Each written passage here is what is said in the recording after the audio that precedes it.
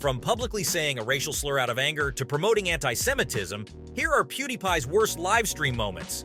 Let's start with the one that had everyone talking back in 2017.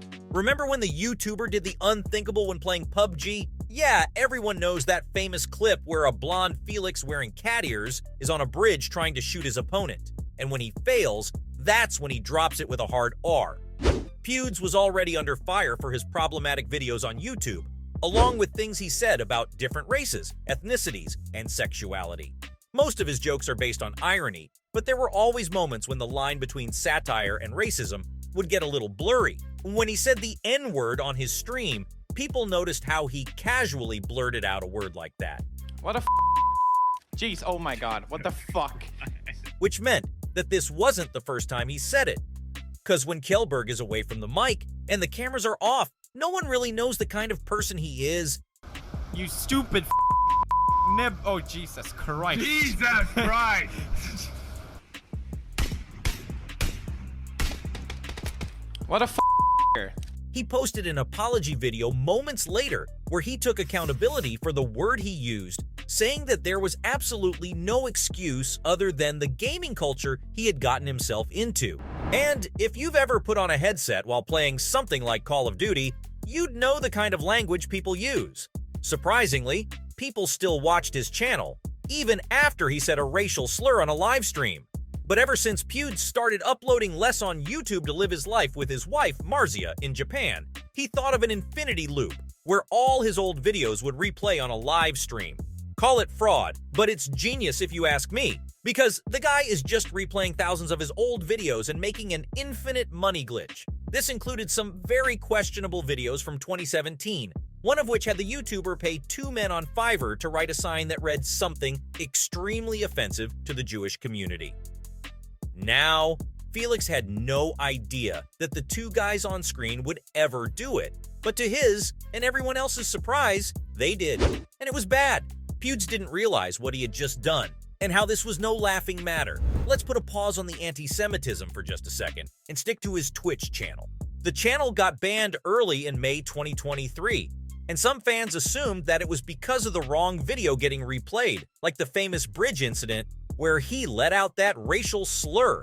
Apparently, his account was banned was monetary reasons, but don't worry, he's back now and still very much doing the exact same thing with the infinity loop. So the anti-Semitism was horrible on its own, and Felix lost deals with Disney and many other brands along with a few thousand subscribers.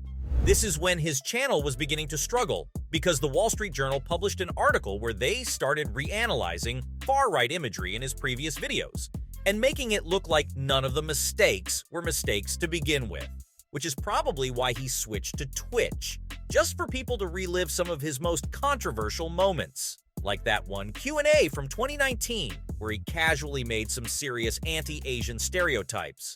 When talking about his experience with meeting his fans, the YouTuber compared Asian countries like Malaysia and Singapore to Western ones, and said that the former was much louder and squeamish. Kjellberg pointed out how his Malaysian and Singaporean fans would lose their minds when they'd see him. Countries like Sweden, on the other hand, are more reserved, polite, and calm. He also added that they're nicer about it. Pewds later uploaded yet another apology video to clear out the air and tell his fans that he didn't mean to be racist or stereotypical toward his Asian subscribers. Honestly, his choice of words to describe his interaction with different fans was very poor. Granted that his relevance to the YouTube community hasn't been the same ever since he moved to Japan, PewDiePie was still an internet sensation for a very long time, and was the most subscribed channel for a few years before T-Series, Mr. Beast, and a couple of other channels replaced him. So, someone seeing a celebrity like Felix was bound to give an exaggerated reaction, whether they were calm and composed or couldn't hold their excitement. Kjellberg has been very open about how he's an introvert off-screen and hates it when fans ask for a picture when he's minding his own business in public. People in Malaysia and Singapore screaming and shouting after seeing him probably added to the discomfort, and Pewds decided to voice his opinion about the community. This wasn't the first and last time he was going to get involved with his Asian bros, because in 2019, he was banned from China. Imagine getting restricted from one of the biggest countries in the world. Guess that's another record held by none other than PewDiePie. This was because he spoke about the protests going on in Hong Kong, which were about the government's bill to amend the Fugitive Offenders Ordinance regarding criminal activity. Felix also showed memes that compared Chinese President Xi Jinping to Winnie the Pooh. Yeah, no comment there. So, how did Pewds respond?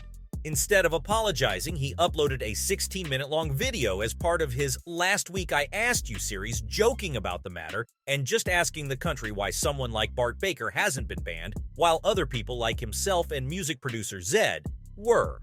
Fans weren't angry at him this time because none of his intentions were wrong. It's safe to say that Kellberg is trying his best to be hated by his Asian fans, and I guess he's succeeding. 2017 and 2019 were definitely difficult times in his career. It's surprising that nothing happened in between that time, right? Wrong.